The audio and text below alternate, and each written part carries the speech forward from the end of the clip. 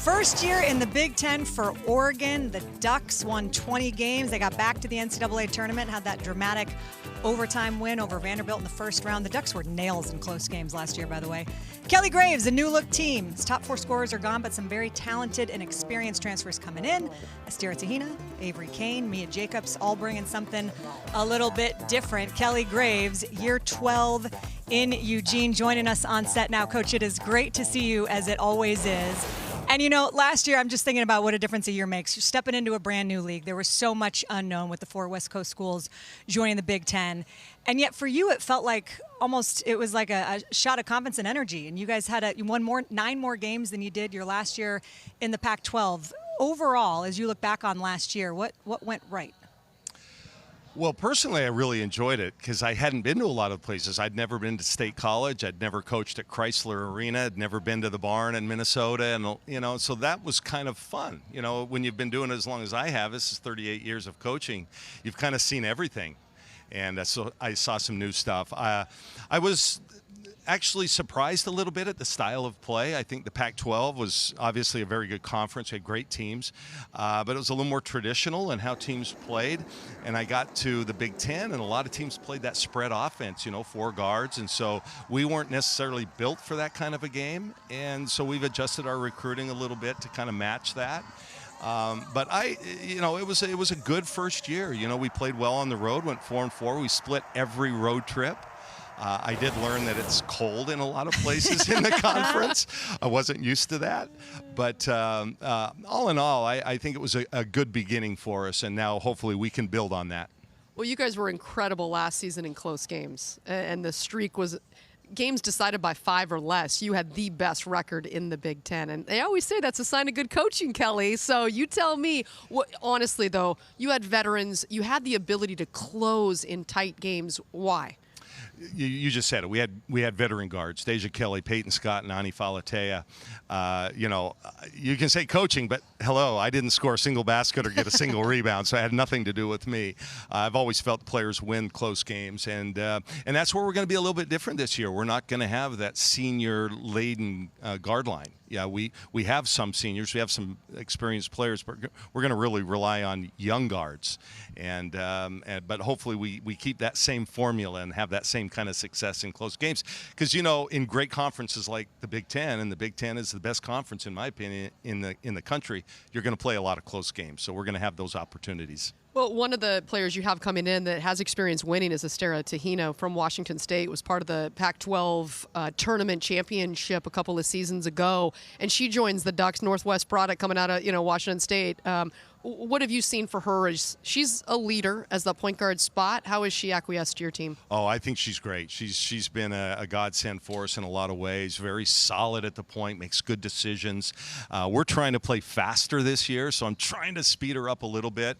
But I think that's going to be one of our strengths this year. We've got AT at the point. We've got Elisa Mevius returning, and then Katie Fiso. So we have 3 really good players that can be those lead guards for us. So.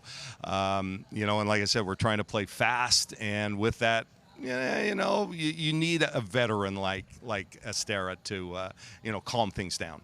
I want to ask you about Mia Jacobs, one of the players that you brought here today. 19 double-doubles with Fresno State last year. I mean, I think obviously she brings experience and depth at the forward position. What have you learned about her since she's joined the program? She's fun to coach. I call her Larry Bird because she just does a little bit of everything and does it well. She can shoot with range. She can score at every level, draws a lot of fouls, and is really good on the boards. And so we're going to rely on her a lot. And but like you said, she's done it. She's experienced. She's ready for a bigger challenge, and the Big Ten's certainly going to be that. But I'm a blessed coach knowing that she's on my roster and not the others. Well, it's funny you mentioned a player that can do everything. I'm watching Satu Sabali just rip it up in the WNBA this year, and she's playing in the finals with Phoenix. You mentioned at the time when she was a member of the Oregon Ducks that she was a unicorn, and I remember you telling me she may be better than Sabrina Ionescu someday. She just might be.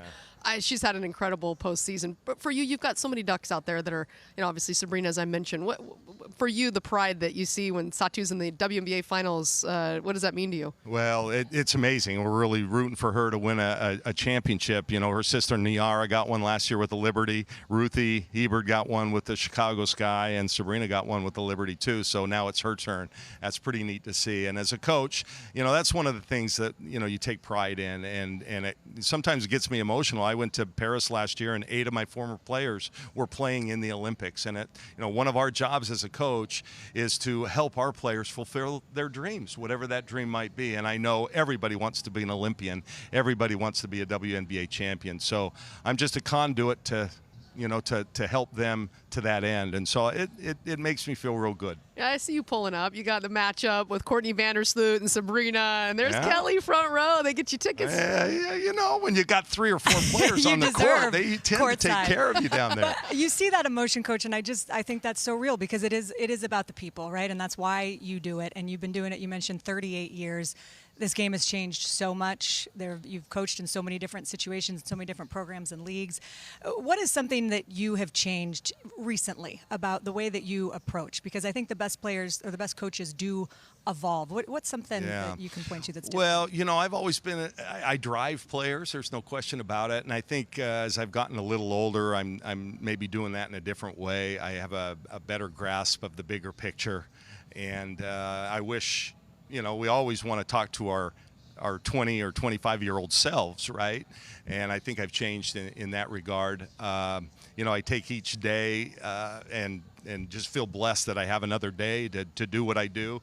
Not to get all sappy here. Let's I apologize. Do it. I'm in. I got this some Kleenex over show. here. But I think as a coach, you gain better perspective. And I was one, I'm an old school coach still, but I was one of those that was a little slow to embrace the new way of doing things, the NIL, the portal, and things like that. And I think we have adjusted. It took us a year or two, but we've turned it, and I think now we've got the program back to be, a nationally relevant, and I'm excited about that because that's where Oregon athletics should be, and certainly Oregon basketball. Well, and you won 20 games last year. You made it back to the NCAA tournament. You advanced to the round of 32, and for this year's team, there's a lot of new faces. As you mentioned, the veteran guards you don't have. You mentioned you wanted to run it. You want to go up tempo. What tell us about this Oregon squad and what you think the strengths will be. Well, you guys have known me for a long time, and I'm an offensive coach, and have had a couple different programs lead the nation in scoring. I want to get back to that style of play and make offense, the focal point of our program. And I think we've got. It starts with good guard play, and I already mentioned a few guards, but we have great scoring guards. One of whom's here, Sofia Bell, Ari Long. Avery Kane, the transfer in from UCLA. We have 2 talented freshmen. And then we have mobile post players, Amina Muhammad, who sometimes people forget. She started for us last year and had a really nice, solid year. We're asking a lot of her. Mia Jacobs, a very versatile player. Sarah Rambis has made that next jump, which is important. He's Etute and Philippa Tilliander give us, a physical presence inside. And so I think we've got the necessary ingredients. Now, as a coach, I'm trying to, be that chef, right? That chef to put it all together. And I think, we'll see, what happens in the end. But I'm excited every day to go to practice because I really like this group. I love that. Wink, wink. I'm going to downplay it a little yeah, bit. That's we good. Got a lot of work to do. But I think we've got a chance to be pretty good. Coach, always great to catch up with you. By the way, I'm here for all the emotions, so anytime you just need a good cry, you come on over, all right? She's Oprah over here. She's going to try to, get you. Kelly. Sometimes as an old guy, not that I'm that old. No. You do. You get emotional a little bit more, and you see these student athletes as kind of your kids in some way. Absolutely. And, so like I said, I'm really blessed. Well, we are blessed to be able to catch up with you and looking forward to watching your squad this year. Thank you for you guys. Thanks for what you're doing. Seriously, this is a long day. You guys are real No, professionals. we're just getting started. We're not digging ditches out here. Just getting started, exactly. As we take a look at some of the notable games on the schedule for Kelly Graves. Coach, thank you so much. Esther Tahina will go back to face her former team at Washington State as part of a non-conference slate that includes a road trip to Auburn. And, the Cougs are one of 3 former Pac-12 foes on the schedule. Oregon State and Stanford both playing the Ducks in December. Plenty of excitement and opportunity for this squad as we kick it over to Mike and Shimmy, who are with Sophia Bell and Mia Jacobs, guys. Thank you very much, Ash. Mia and Sophia are here. Thanks for joining us. I want to start with you, Sophia, because your story is really interesting. You graduated college in 2 years. Here's my question. What? I mean, yeah, it was like a combination of a couple things. I was able to come in with some credit from high school from like APs and then some dual enrollment classes. And then, yeah, once I got here, I just took an extra class here and there. And then last summer, took care of a lot of credits. So, Holy cow. Yeah. That's supremely impressive. I mean, are you giving her a hard time for that, being all smart and stuff? All of our team is like really on her about it, and we love it, and we always make fun. We don't make fun of her for it, but like we always make sure that her achievements are always. In case people couldn't tell, Mia comes from Australia, and more specifically from Fresno State. What made you want to come to the Oregon Ducks?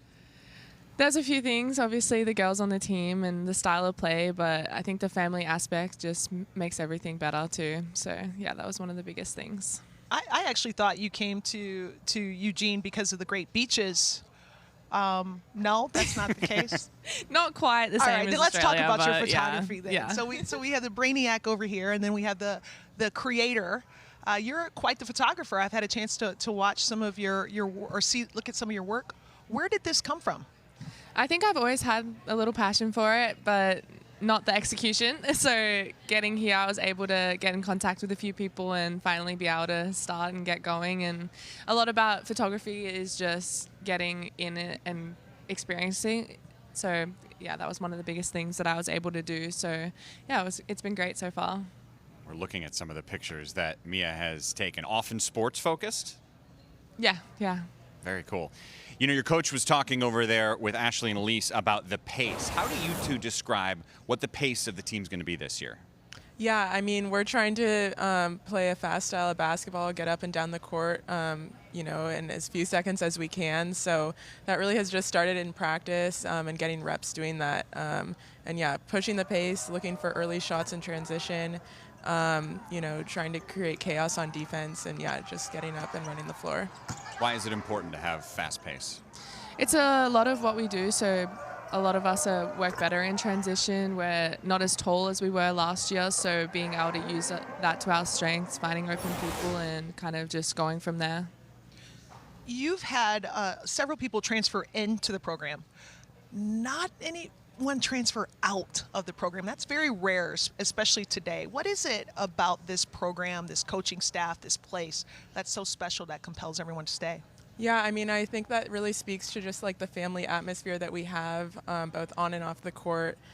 We had a good group of young talent last year that, probably didn't see the floor as much as they would have wished, but just being able to see like how they can make an impact moving forward, and like the coach is really investing in that, I think is like speaks volumes, and it has like caused everyone to want to stay and keep playing for our staff. So. One of the things I thought was so interesting, Shimmy, was last year when you looked at their roster, no one really played more than 20 minutes. No one really played less than 8 minutes. Like, everybody got in the game. What was it like last year being on a team where it wasn't like, oh, there's 7 of us that play, and then there's 5 that are kind of hanging out? Everybody was involved. Yeah, I mean, every night, like, we never knew whose big night it was going to be, and I think that was super exciting for us. We had a lot of weapons and just different talent that could be utilized in different games. So, yeah, it was really exciting, and, yeah, I was glad to be a part of it. Resurgence, so to speak, of the Ducks. Had a great run last year, went to the NCAA tournament for the first time in a few years, had that tough loss to Duke in the second round. How do you follow up this year? Yeah, I mean, I think we're just looking to build off that success, and just I think that starts in the Big Ten. We were able to experience a lot of really good talent and competition during our season, and I think that will set us up for success later in March.